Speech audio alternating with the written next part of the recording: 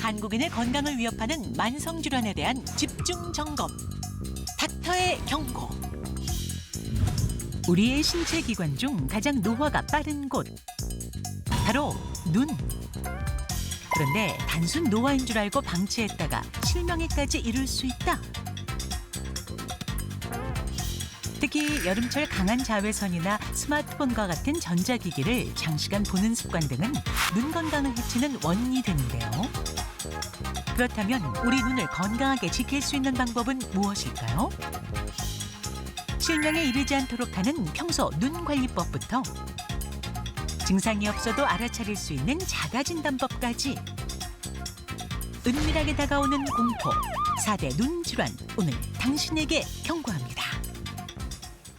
네, 오늘의 주제는 방치하면 실명에 이를 수 있는 질환입니다. 사실 방치했다고 할 것까지도 아니고요. 잘 몰라서 나이가 드니까 그러려냐고 그냥 뒀는데 실명에 이를 수도 있다는 게 정말 무섭더라고요. 오늘 이런 부분에 대해서 잘 짚어주실 세 분의 명의를 모셨습니다. 이도형 교수님, 이성진 교수님, 지동현 교수님입니다. 오늘 잘 부탁드립니다. 어서 오십시오. 반갑습니다. 또 그리고 눈 건강에 진심이라는 두 분과 또 함께 하겠습니다. 아나운서 이윤정 씨, 또 개그맨 서태훈 씨. 아유 근데 뭘 끼고 있나요 지금? 네. 안녕하세요. 아니 눈은 한 번 안 좋아지면 또 다시 되돌릴 수 없다고 하잖아요. 그래서 저는 눈만큼은 철통 방어 잘 지키려고 합니다. 요즘처럼 자외선이 강한 날에는 무조건 이렇게 선글라스를 끼거든요. 제 눈은 소중하니까요. 맞죠. 그래서 이 노래가 생각나네요. 너의 눈, 코, 입, 귀, 볼, 이, 뇌 다양한 게 있지만 네. 그중에서도 저는 가장 소중한 게 눈이라고 생각을 하거든요. 갑자기 시력을 잃는다고 생각하면 너무 무섭잖아요. 그래서 오늘 저희 선글라스 멋으로 쓴 게 아니라 눈 건강을 위해서 필수 아이템으로 한번 착용을 해봤습니다. 건강을 위해서 실내에서 지금 선글라스를 착용하신 거네요. 네. 저 옛날에 어두운 데서 한번 넘어진 적 있어요. 썼다가 잘 안 방송하니까 선글라스 벗어주세요. 예, 예. 근데 뭐 자외선 차단제를 실내에서 바르시는 분들도 계셔서 뭐 실내에서 저렇게 선글라스 챙겨 쓰는 게 정말 필요한가요? 네, 사실 우리가 선글라스를 착용하는 이유는 자외선을 차단하기 위해서 착용을 하는 건데요. 그런데 우리가 사실 이 실내에는 자외선이 그렇게 강하지가 않기 때문에 이 실내에서 선글라스를 착용한다는 것은 별 의미가 없습니다. 그렇지만 선글라스는 하나의 패션 아이템으로 사용하고 있고요. 또 어떤 분들은 나 평소에 안구 건조증이 너무 심해, 눈부심이 심해, 그런데 선글라스니까 너무 편해, 이런 분들도 사실 계시거든요.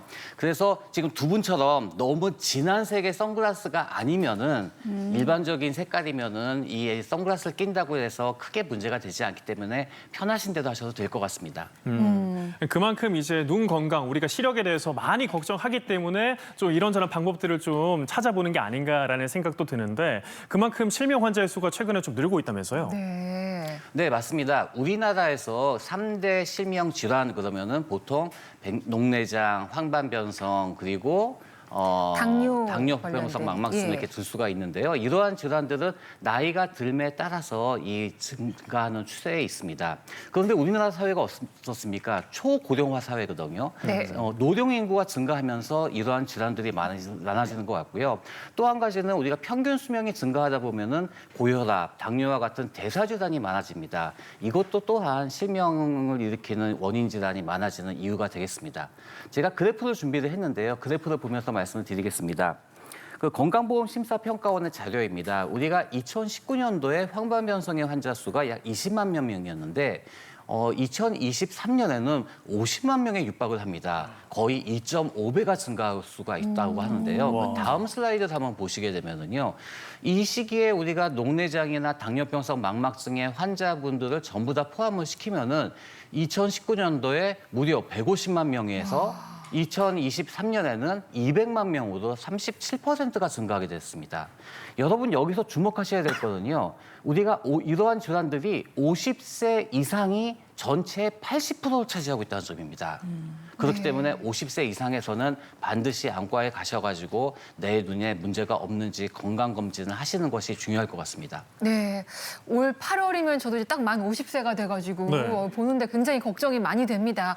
내 눈 건강한지 체크할 수 있는 방법 혹시 없나요, 교수님?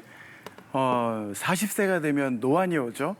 네. 노안은 먼 것과 가까운 것을 볼 때 우리 눈이 얼만큼 시간이 걸리느냐. 그러니까 노안이 되면 굉장히 시간이 좀 많이 걸리는 그런 조절력의 이상을 뜻하는데요. 이런 조절력의 이상이 오는 노안이 올 때 우리 눈에 이상이 많이 생깁니다. 백내장도 올 수 있고 녹내장도 올 수 있고 황반 변성도 올 수 있어요. 그런데 이런 것을 뭐 미리 알 수 있는 방법 중에 하나가 시력을 체크하는 건데 우리가 시력표가 없잖아요. 그래서 여러분께서 집안에서 시력을 간단히 체크할 수 있는 방법 하나를 알려드리겠습니다. 그것은 한눈을 가리고 창틀이나 달력을 보는 방법입니다. 그 달력을 보았을 때 어떤 숫자에 어떤 배열이 이상하거나 또는 잘 안 보이는 부분이 있으면 지금 내 눈에 뭔가 이상이 생기고 있다라고 하는 것을 뜻하는데요. 반드시 한쪽 눈을 가리고 보셔야 합니다. 두 눈을 뜨고 보면 모를 수도 있거든요. 그럼 한번 우리 해볼까요? 네. 저희 지금 이렇게 하나씩 좀 받았는데, 네, 한쪽 눈을 가리고 일단은 이렇게 집에서 이런 거 좀 정면을 보라는 의시한다. 거죠. 오. 네, 이렇게 이렇게 한번 좀 했을 때? 점검을 해보시면 좋겠네요. 저희 지금 잘 나오고 있나요? 네. 아, 그만큼 집에서 이렇게 한 번쯤 확인해 보시고 네. 내가 설마 이런 눈 질환이 있는지 점검을 해 보셔야 될 것 같은데 그래서 오늘 저희가 이렇게 차트로 좀 정리를 해 봤습니다. 네. 방치하면 실명한다. 4대 실명 질환입니다. 어떤 게 있는지 첫 번째부터 알아볼게요. 자, 우리나라 노인 실명 질환 1위입니다. 황반변성. 황반변성이 1위예요? 예, 우리나라의 황반변성이 노인 질환의 1위인데요. 눈을 카메라에 비유하면 카메라의 맨 뒤에 있는 필름에 해당하는 곳이 바로 망막입니다. 우리가 사물을 볼 때 사물에 비춰진 빛이 우리 눈을 통해서 들어오고 눈 안에 망막의 한 점에 맺히게 되는데요. 그 점이 바로 황반입니다. 황반에서 하는 일이 뭐냐면 빛의 신호를 전기의 신호로 바꿔서 뇌로 보내줍니다. 그때 많은 단백질들이 사용이 되는데요. 그 단백질들을 쓰고 나면 일회용이기 때문에 다시 가수 분해를 해서 버려야 되는데 나이가 들면 이 분해 능력이 떨어집니다. 그래서 망막 안에 노폐물로 쌓이게 돼요. 노폐물이 점점 쌓이게 되는데 그걸 드루젠이라고 부릅니다. 그래서 황반 변성이 오게 되는 겁니다.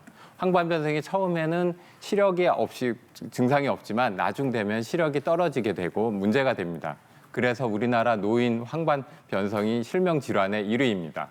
네, 정말 놀랍습니다. 우리나라 노인 실명 질환 1위가 황반변성이라고 하니까 황반변성 정말 피해가야겠다 이런 생각이 드는데요. 지동현 교수님께서 준비한 닥터의 경고 들어보겠습니다. 주세요. 네, 여름철에는 아무리 강조해도 지나치지 않습니다. 경고합니다. 태양을 두려워하라.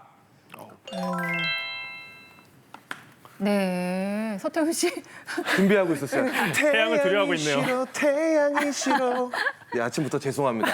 다행히 저는 실제로 좀 많이 피부가 타기는 했지만 실제 태양을 좋아하진 않아요. 좀 바이선 차단제도 많이 바르는 편이고 선글라스도 잘 착용하기 때문에 저도 경고장 이번에 안 받도록 하겠습니다. 오, 저는 이번에 경고장을 받겠습니다.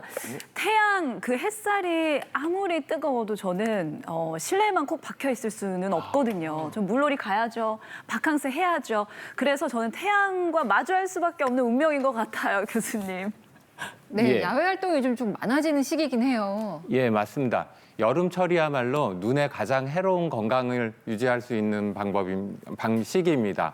자외선 때문인데요. 여름철에 자외선이 많으면 자외선은 파장이 짧기 때문에 에너지가 강력합니다. 그래서 우리 눈에 각막, 수정체 다 통과해서 망막세포까지 도달합니다. 그리고 망막세포를 손상을 시키는데 거기에 가장 취약한 부분이 바로 황반입니다.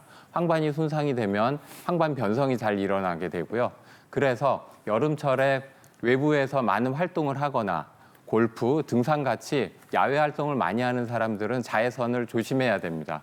선글라스를 끼거나 넓은 창이 있는 모자를 쓰는 것이 도움이 됩니다.